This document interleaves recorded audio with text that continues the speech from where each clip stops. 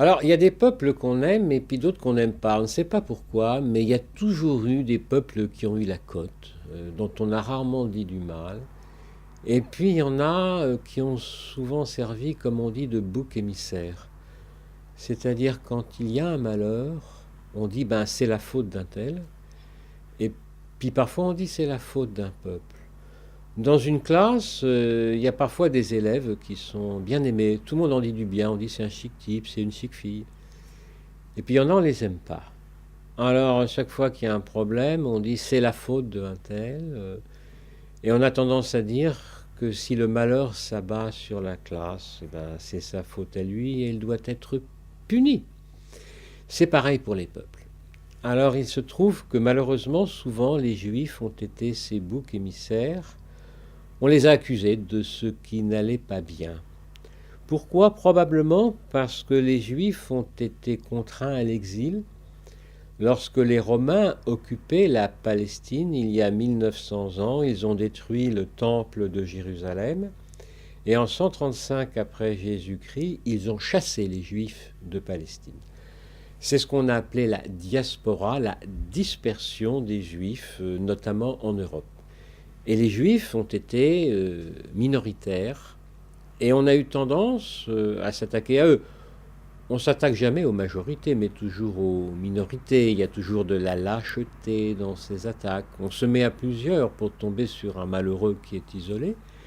C'est ce qui s'est passé, et notamment au Moyen Âge, on a pourchassé les Juifs. Alors, comme ils étaient chassés d'Europe de l'Ouest, de France par exemple, d'Espagne, ils sont allés souvent soit vers le sud, vers l'Afrique du Nord, c'est ce qu'on a appelé les Juifs séfarades, soit vers l'Europe du centre et de l'Est, les Juifs askénazes.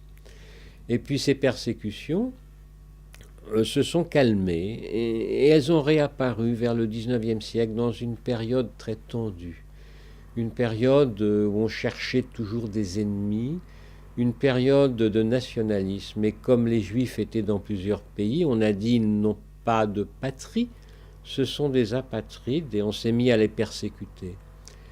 À les persécuter en Europe de l'Est, en Pologne, en Russie, ce qu'on appelait les pogroms. Et certains sont allés trouver refuge en Amérique. Et puis enfin, il y a eu les fascismes, le nazisme.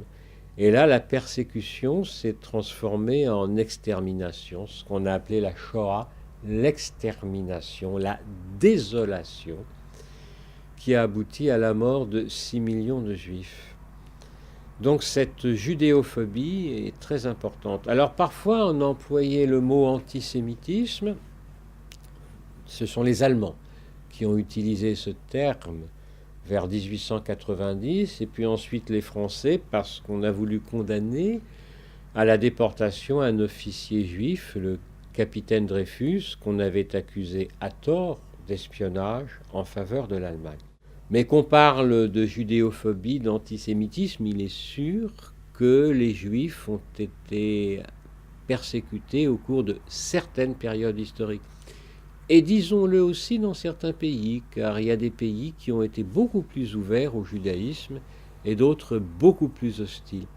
Je crois que la haine est quelque chose qui ne s'exerce pas de la même façon selon les pays. On a souvent oublié qu'il y avait autrefois des communautés juives en Inde et même jusqu'en Chine.